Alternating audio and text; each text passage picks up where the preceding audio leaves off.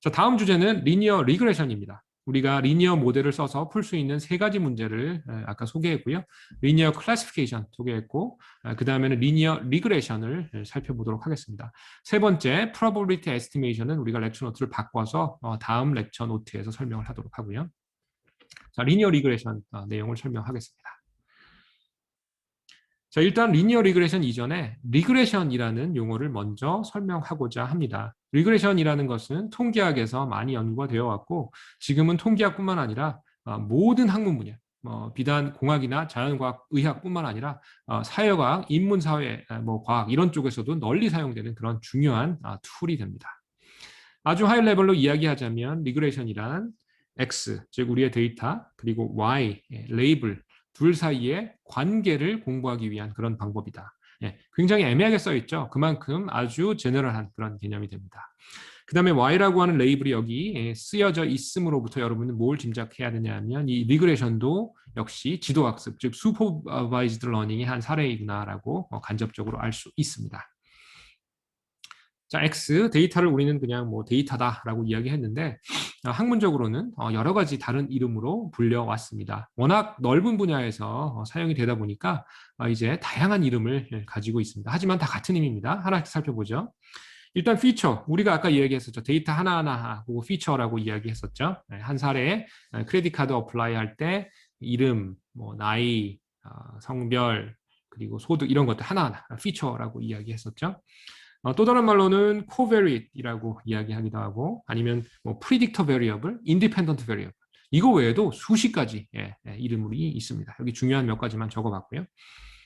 Y의 경우에는 이제 뭐 레이블이라고 우리 머신러닝에서는 뭐 부르죠. 레이블, 뭐 아니면 아웃풋, 모델 아웃풋 뭐 이렇게 불러주는데 그 외에도 response 또는 뭐 dependent variable 이런 이름으로 불리기도 합니다.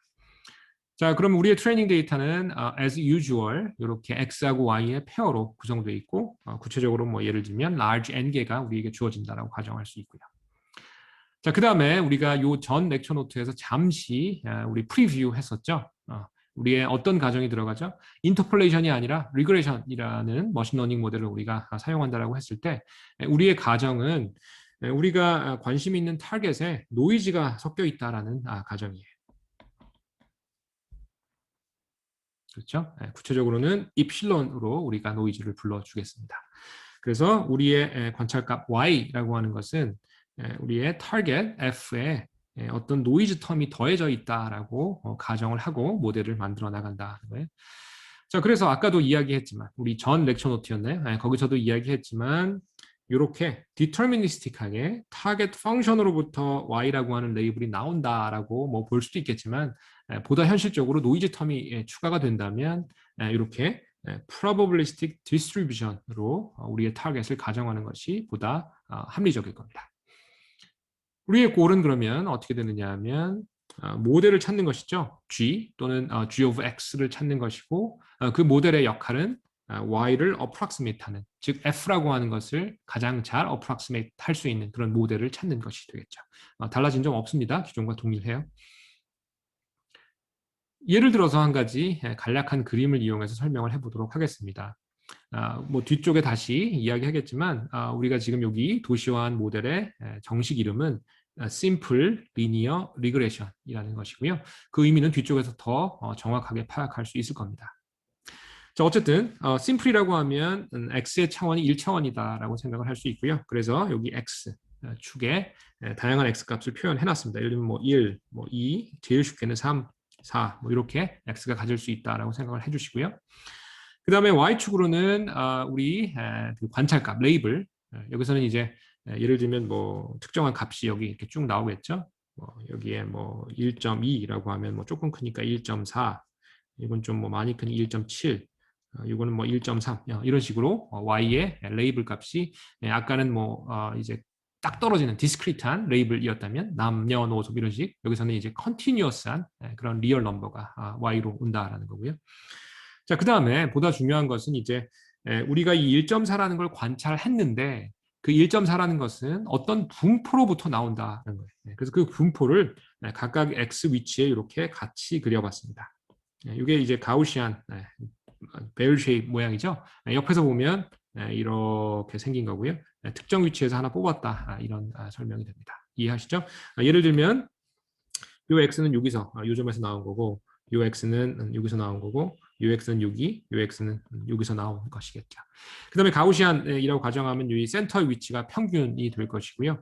그 위치를 이렇게 선으로 그었고 그 평균 위치를 지나가는 라인이 이제 결국은 우리가 그 표현하는 리니어 리그레션 라인, 즉 리니어 리그레션 모델이 됩니다. 이렇게 수학적으로 연결이 되고요. 직관적으로도 이렇게 설명을 할 수 있고요. 자세한 내용은 이제 오늘 렉처에서 더 이야기할 겁니다. 자, 그 다음에 뭐 중요하진 않지만 염두에 두어야 될 추가적인 모델링 어썸션이 있는데 그것은 여기에 좀 어려운 영어로 표현을 했습니다. 제가 알고 있는 단어 중에 아마 가장 발음하기 어려운 단어 중에 하나일 거고요. homoscedasticity라고 발음을 해주게 됩니다. 어렵죠? homoscedasticity라고 발음을 해주게 되고요. 저도 학생일 때 이거 막 되뇌이면서 막 외우려고 열심히 노력을 했어요. 많이 발음하다 보니까 입에 배었는데 homoscedasticity라고 한번 따라 해보진 말고요. 네. 자, 그래서 일단 얘는 어떤 뜻이냐면 일단 앞에 homo라는 말이 오는데 homo란 동일하다라는 뜻이죠. 네, 그래서 무엇인가 같다라는 의미가 되고요. 그러면 스카데스티시티가 무엇이냐 하면 이제 variance예요. 우리 통계에서 분산 있죠. 네, 그래서 homogeneity of variance라고 풀어서 이야기할 수 있고 이것은 무슨 얘기냐 하면 여기에 종 하나, 종 둘, 종 셋, 종 넷, 벨 4개가 있는데 그 벨의 모양이 똑같다는 거예요. 즉 같은 variance를 갖는 거예요.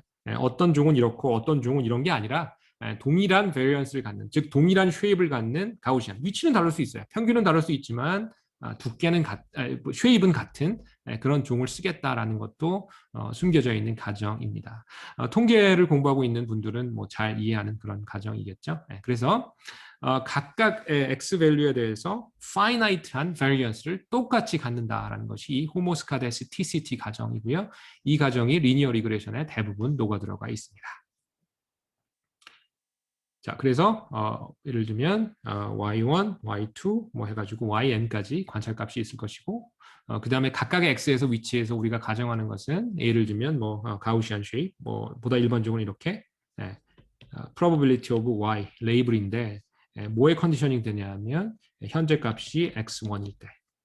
여러분 확률 통계 시간에 혹시 이런 표현 배웠죠? 컨디셔널 디스트리뷰션 배웠는데 만약에 이 컨디셔닝 되는 변수가 랜덤 베리어블로 남아 있다면 이것은 하나의 PDF를 나타내지 않고 PDF의 묶음을 나타냅니다. 배웠을 거예요? 얘가 하나의 PDF로 고정되는 것은 컨디셔닝 되는 베리어블이 관찰됐을 때 observe 됐을 때 비로소 하나로 고정이 돼요. 그래서 여기서는 관찰을 했기 때문에 하나의 PDF로 고정이 되겠죠. 자, 그래서 이제 특정한 관찰값하고 우리가 학습하고자 하는 모델 또는 여기서는 뭐 진실이 이런 라인 위에 있다라고 하면 그 사이의 괴리를 우리는 노이즈라고 당연히 볼 수 있겠죠. 그렇죠? 자, 그래서 이 리그레션이란 그 표현이 어디서 왔는지 문헌에 나와 있습니다. 그래서 문헌을 보면 아마도 영국 분인 것 같아요. 기사자기를 받았죠. Sir이고요. 그리고 프란시스 겔톤이라는 분이 이 리그레션을 제안했다라고 알려져 있습니다. 이분의 생애가 이제 1822년부터 1911년이니까 대충 언제쯤 이게 개발됐는지 여러분이 아실 수 있겠죠. 자, 이렇게 생기신 분이고요. 굉장히 그 믿음직스럽게 생겼다고 개인적으로 생각을 합니다. 그래서 좋은 이론을 이제 만드셨고요.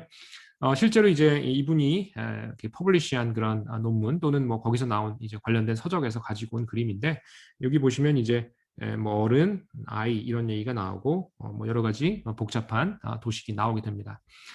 자, 그래서 이분이 리그레션이라는 말을 이제 만들 때는 어떤 의미였냐면 다음과 같은 의미예요. 우리가 grass라고 하는 어근이 있어요. 예를 들면 progress. 여러분이 나날이 학교를 다니면서 이제 그 진전되고 있죠. 프로가 앞으로고 그레스가 go 간다라는 의미입니다. 그래서 progress 진척이 있는 거죠. 마찬가지로 regress 그러면 re는 back 뒤로 그리고 gress going 뭐 명사형이니까 going이라고 했고요. 그래서 데이터로부터 포뮬라로 다시 돌아간다 뭐 이런 의미로 리그레션이라고 이름 붙였다라고 알려져 있습니다. 의미가 와 닿죠. 그리고 이제 이분이 이제 연구했던 내용은 이제 어떻게 보면 지금 보면 이제 데모그래피 뭐 이렇게 인구학적인 그런 통계 분석이었어요. 네, 그래서 키가 큰 그 남성도 있고 키가 작은 남성도 있는데 이제 사실은 이제 뭐 옛날 얘기니까 여기서 맨이라고 하면 부모를 뜻한다라고 생각을 해주시고요.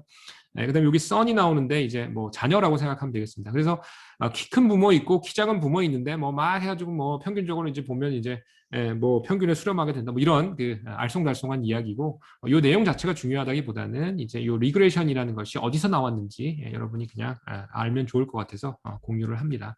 보다 궁금한 점이 있으면 여기 위키피디아 같은 거 찾아보면 재미있을 것 같습니다. 어쨌든 리그레이션은 데이터로부터 그것을 설명하는 포뮬러로 다시 간다라는 그런 취지로 개발된 단어다라는 것을 기억해 주시고요.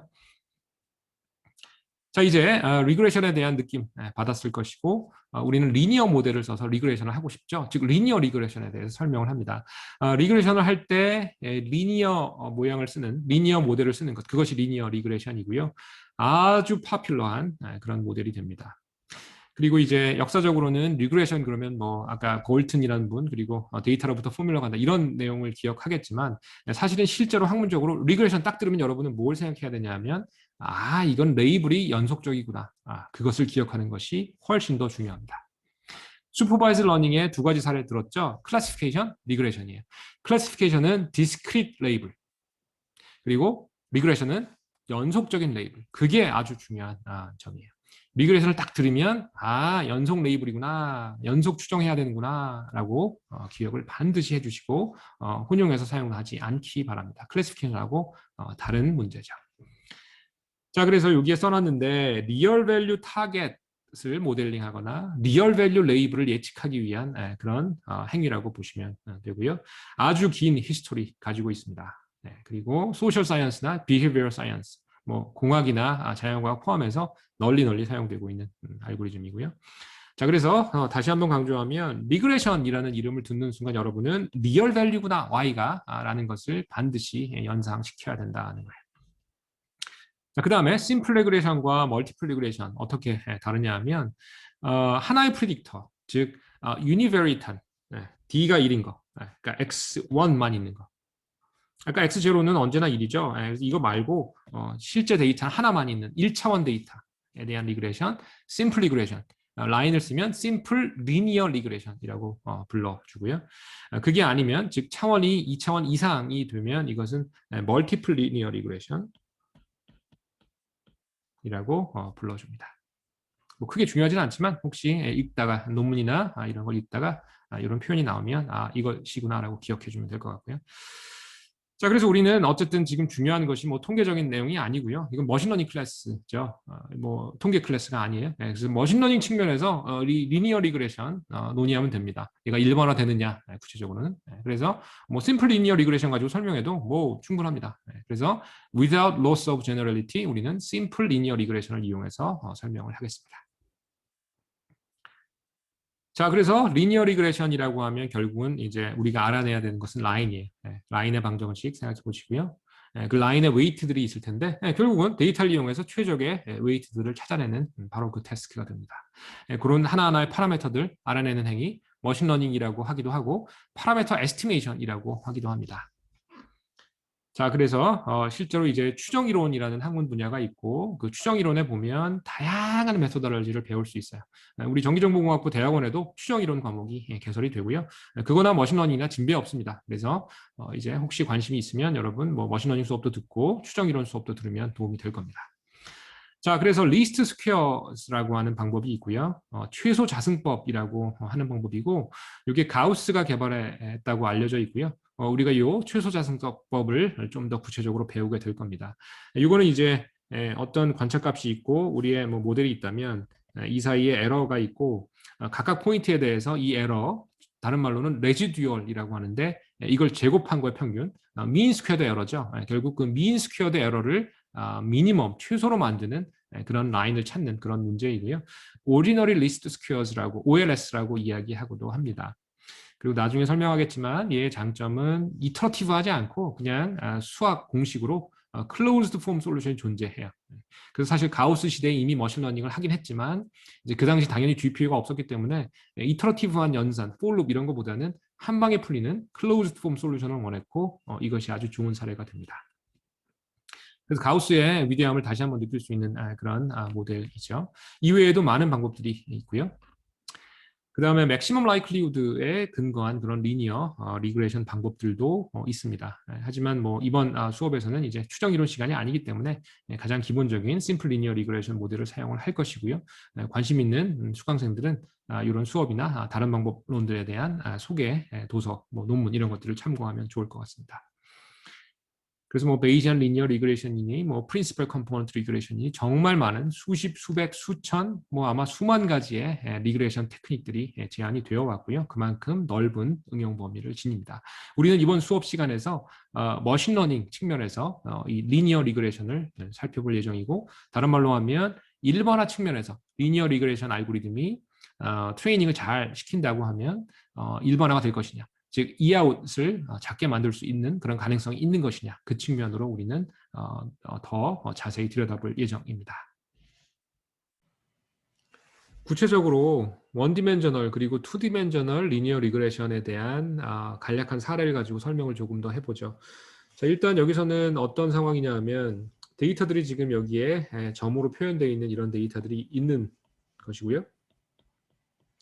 그 다음에 이 데이터를 소위 말하는 피팅하는 그런 라인을 찾는 그런 과정을 우리가 설명하고 있는 것이고, 예를 들면 여기 하나의 라인을 우리가 찾았다라고 해보죠.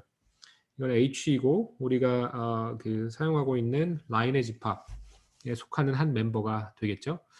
그럼 만약에 이게 우리의 하이파토시스라고 하면 이 라인의 소위 말하는 성능은 어떻게 평가할까요? 성능은 이 라인과 각각의 이그젬플 사이의 거리, 소위 말하는 에러를 재겠죠. 그런 다음에 그 에러의 제곱의 평균값을 이 라인의 성능으로 볼 겁니다. 그것을 인샘플 에러라고 하는 것이고, 우리가 인샘플 에러를 미니마이즈하는 그런 모델을 찾고 있는 것이다 라고 설명을 했고, 1D 라인 이그젬플의 경우에, 그러니까 1D 이그젬플에 대해서는 이렇게 하나의 사례를 들 수 있고요. H가 바뀌면 당연히 라인이 바뀔 겁니다. 자, 다음에 2D로 가면 역시 마찬가지로 데이터들이 이렇게 있는데, 그 데이터가 이제 잘 표현될 수 있는 하나의 라인, 여기서는 하이퍼플레인이라고 일반화해서 부르면 이런 하이퍼플레인이 있을 것이고, 이 하이퍼플레인과 각 이그젬플 간의 거리가 있을 것이고, 에러라고 표현할 것이며, 역시 h가 바뀌면 그 에러도 바뀔 거예요. 정확히는 이제 미인 스퀘어드 에러, 평균 내서 제곱해서 평균 낸 그 에러 값이 h가 바뀌면 달라질 겁니다. 그럼 얘를 막 이렇게 조절하다가 인샘플 에러 값이 최소가 되는 그런 h를 리턴하면 그게 우리의 g가 되겠죠. 그것이 우리의 아이디어입니다. 전에 이제 사용했던 크레딧 카드, 신용카드 발급해달라고 하는 그 이그젬플로 비추어 생각을 해보면, 지난번에 이 신용카드 이그젬플 이야기할 때는 지원자를 승인할 건지 거절할 건지 결정하는, 즉 true 아니면 false, 뭐 플러스 1 아니면 마이너스 1인 바이너리 클래시피케이션 문제로 우리가 이걸 풀었죠. 그런데 리니어 리그레이션 문제로도 우리가 이것을 생각할 수 있습니다. 구체적으로는 지원자에게 크레딧 리밋, 신용 한도를 얼마로 부과할 것인지를 예측하는 그런 문제로 바뀔 수 있을 것입니다. 자, 그래서 은행이나 아니면 카드 회사에서 가지고 있는 데이터, 여기서는 히스토리컬 레코드라고 표현을 했고, 그것이 우리의 데이터셋 D가 될 것이고요. 구체적으로는 large n개의 이그젬플이 이렇게 있습니다. xn은 n번째 커스터머의 지원자의 정보, 그리고 yn, 즉 n번째 이그젬플의 레이블에 해당하는 정보는 기존에는 이 지원자에게 신용카드를 주었는지 아닌지에 대한 히스토리컬 레코드가 있었다면, 지금은 이제 휴먼 엑스퍼트, 그러니까 신용 평가하는 분들이 지원자 각각에 대해서 부여했던 신용 한계가 있겠죠. 그죠? 그래서 뭐 이분은 뭐 한 달에 한도가 뭐 100만 원, 이분은 200만 원, 뭐 500만 원, 1000만 원 이런 식으로 정했던 신용 한도가 레이블로 있는 그런 상황이 되는 거죠. 그래서 YN은 일반적으로 기존의 플러스 1, 마이너스 1에서 벗어나서 컨티뉴어스 리얼 넘버가 되는 것이고요. 앨리스의 경우에 뭐 12만 3천 불, 밥의 경우에 5만 7천 500불이라고 여기 이그젬플로 나와 있습니다. 자, 그런 다음에 이 신용기관, 은행이 됐건 카드 회사에서는 과거의 히스토리컬 레코드 D를 이용해서 새로운 지원자가 들어왔을 때 신용카드를 이제 뭐 준다면, 아니면 크레딧 리밋 가지고 크레딧 리밋이 특정한 것보다 낮으면 뭐 안 준다 이렇게 평가할 수 있는데, 어쨌든 여기서 우리가 집중하고 있는 것은 지원자 각각의 신용 한도를 예측하는 그런 알고리즘을 만들게 될 겁니다. 그런데 이제 우리가 타겟 펑션보다는 타겟 디스트리뷰션으로 하는 것이 보다 현실적이다라고 이야기했었고, 여기서도 마찬가지입니다. 그 이유는 이제 노이즈 때문인데요. 똑같은 X라고 하는 지원자가 있다고 하더라도 어떤 신용평가사는 뭐 그 신용 한도를 뭐 4만 불이라고 할 수도 있고, 어떤 신용평가사는 뭐 5만 불이라고 할 수도 있고, 아니면 뭐 차이가 작다 하더라도 뭐 3만 9천 불이라고 하더라도 어쨌든 하나로 정해지기는 쉽지 않죠. 현실적으로 볼 때. 모든 레이블에 달려있는 똑같은 이제 지원자에 대한 레이블 값이 완벽히 똑같기는 쉽지 않습니다. 그래서 사람의 어떤 주관적인 뷰가 여기서는 노이즈의 형태로 나타나게 될 것이고, 다시 한번 타겟 펑션보다는 타겟 디스트리뷰션의 형태로 우리가 러닝을 고려하는 것이 보다 적합하다라는 사례를 확인할 수 있습니다. 자, 그래서 레이블은 f of x라고 하는 디터미니스틱한 함수에서 오기보다는 x가 기분됐을 때 y가 따를 수 있는 분포에서 유래했다라고 보는 것이 좋겠다라는 거죠.